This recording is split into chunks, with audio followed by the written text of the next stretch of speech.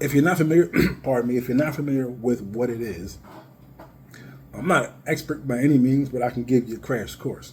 So, solar radiation management is when they basically take what are called nanobits of metal.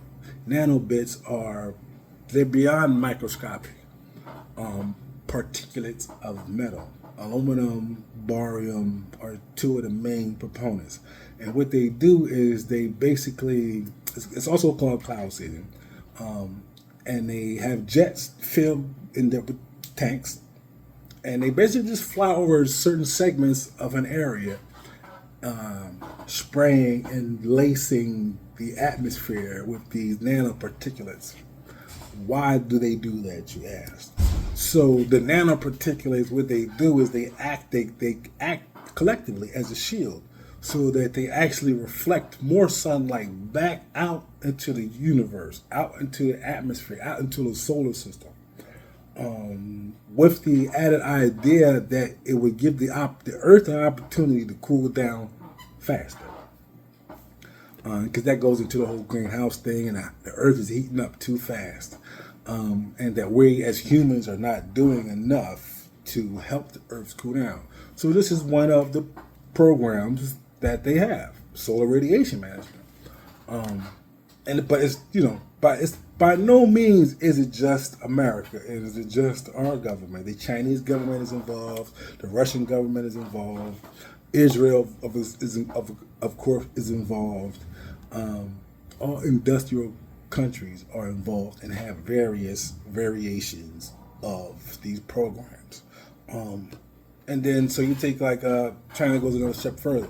So they've actually built what's called a nuclear fusion reactor. So they built a second sun, right? So they have this solar radiation management program where they're basically it's also called the dimming, right? Which is a pretty accurate name for it because they want to dim the amount of sunlight we get.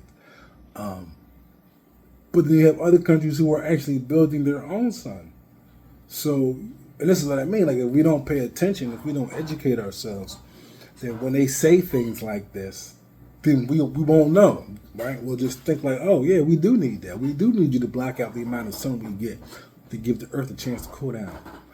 But when we start doing our research and we start talking to each other and we start listening to the actual experts, then we start coming to different conclusions, and we can actually push back on that narrative, and we can ask really valid questions, right?